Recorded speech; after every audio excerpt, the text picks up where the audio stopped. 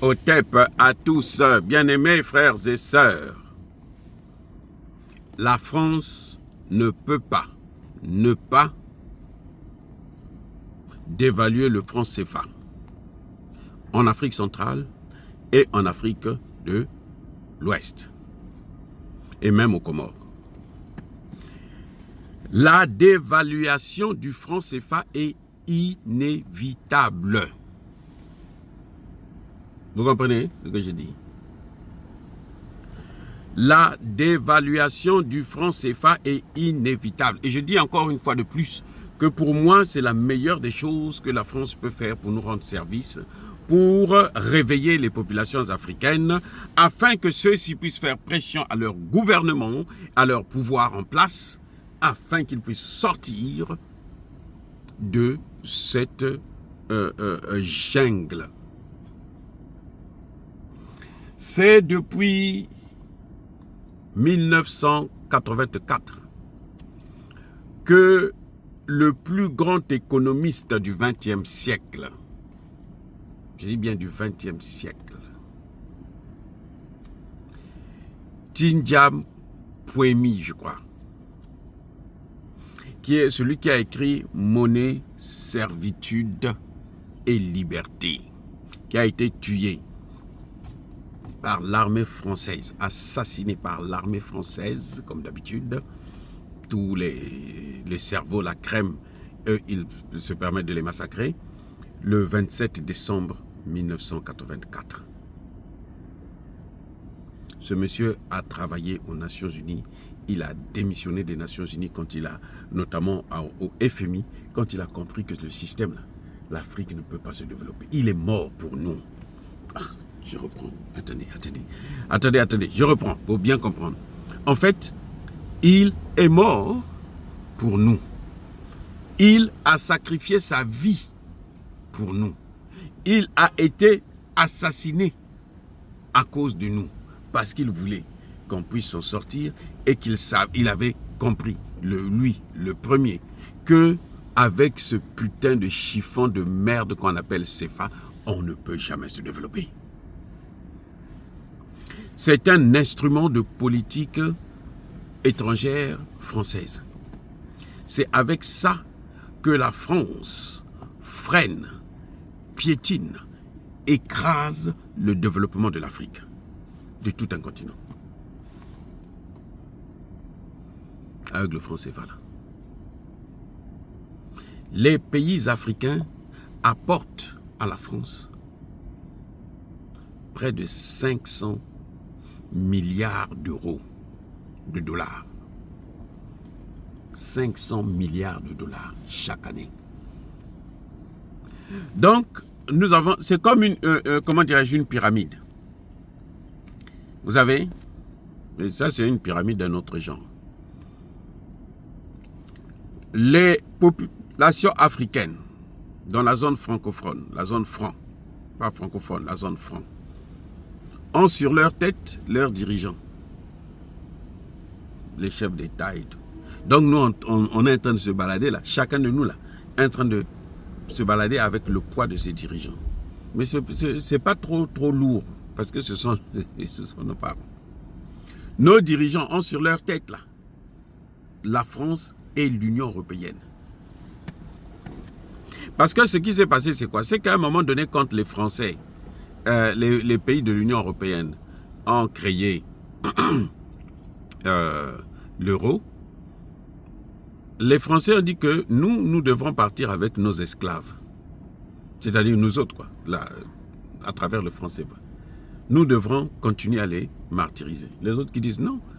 Mais c'est une concurrence déloyale. Parce que vous avez de l'argent gratuit alors que nous travaillons.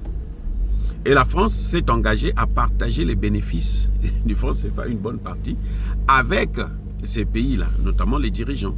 Donc la France leur donne quelque chose. Donc, go, toi tu prends ça, toi tu prends ça, toi tu prends ça. Et puis eux, ils ferment leur gueule. Depuis un certain temps, la France a des difficultés. Elle n'arrive même plus à emprunter sur le marché international. Parce qu'il faut des garanties. Et les garanties, ça vient d'où? Ça vient du franc CFA. C'est le CFA là qui sert de garantie pour que la France puisse s'endetter, pour que la France puisse faire ce qu'elle peut faire. C'est le CFA là qu'elle investit en bourse et ça lui permet d'avoir des revenus, ainsi de suite, des intérêts. Vous savez que les 300 milliards de la Russie apportent entre 3 et 5 milliards, les 300 milliards qui ont été gelés là. Ça reste pas en banque, ça reste en bourse, ça apporte des intérêts. Chaque année, c'est entre 3 et 5 milliards de dollars. Seulement 300 milliards que la Russie a au sein des banques de l'Union européenne. 300 milliards. Ben alors, 500 milliards que nous donnons à la France depuis 80 ans. Ça fait combien de... Donc si on fait un audit là, si on fait un audit pour savoir ce que nous donnons à la France, on va remarquer que, en fait, c'est pas nous qui devons de l'argent à la France et au FMI, mais c'est la France et le FMI qui nous doivent de l'argent, notamment la France. C'est-à-dire qu'on peut prendre seulement les intérêts, on ne prend pas l'argent qu'elle est censée garder dans nos comptes d'opération. Les intérêts seulement que ça rapporte là. Si on calcule tout ça, ça dit que ça va couvrir toute notre dette. Ça va couvrir même la dette de tout le continent. Et puis on aura de l'argent pour investir pour notre développement.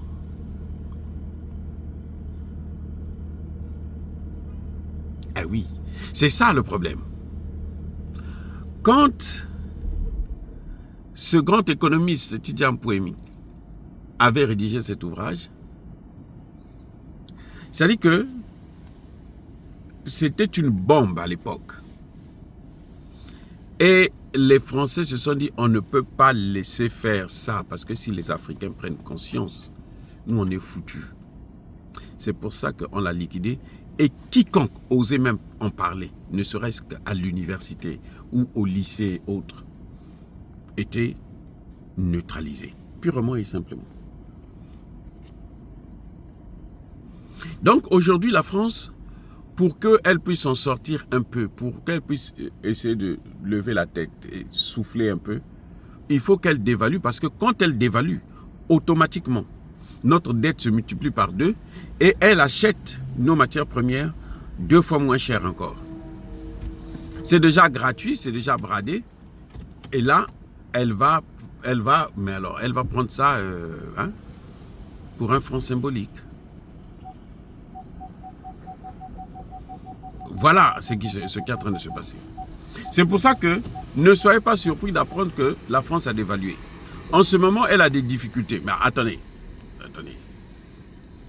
C'est comme disait le professeur, le docteur Yam Timba, que faisait, je vous avais dit non, que faisait le ministre français de l'économie, il s'est en fait fait représenter par l'ambassadeur de France au Cameroun.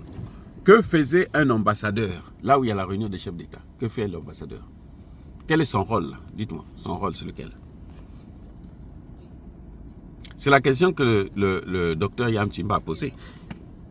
Et moi, je vous pose la même question, parce que moi j'ai trouvé, j'avais déjà dit que moi, je croyais que c'était le ministre lui-même, puisque c'est lui le ministre de l'économie qui avait été annoncé.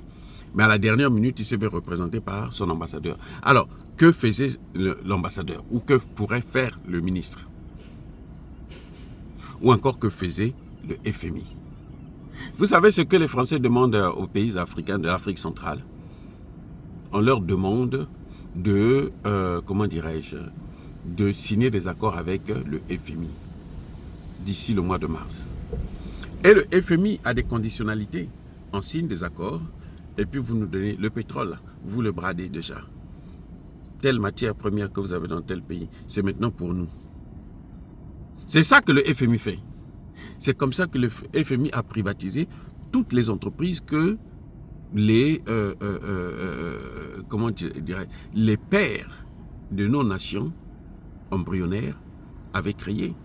Au Congo, par exemple, ce que Massamba, toutes les entreprises que Massamba Deba avait créées ont été privatisées sous prétexte qu'on devait relancer l'économie. Regardez, 25 ans plus tard, ça n'a pas été relancé. Et oui, 25 ans plus tard, ça n'a pas été relancé. Les amis, c'est horrible ce qui est en train de se passer. C'est horrible. Et la France a besoin de ça, de maintenir le franc CFA. C'est pour ça que Emmanuel Macron était vite arrivé pour faire en sorte qu'on puisse maintenir, créer l'écho Macron-Ouattara en Afrique de l'Ouest. C'est ce que le Nigeria et le Ghana avaient refusé à l'époque.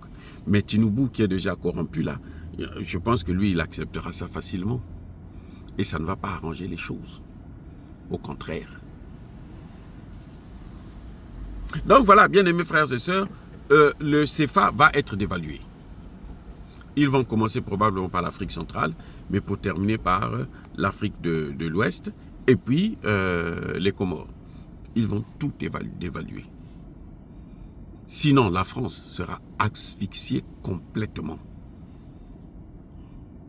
C'est pour ça encore, je demande à tous les pays africains de sortir du franc CFA. Fin de citation.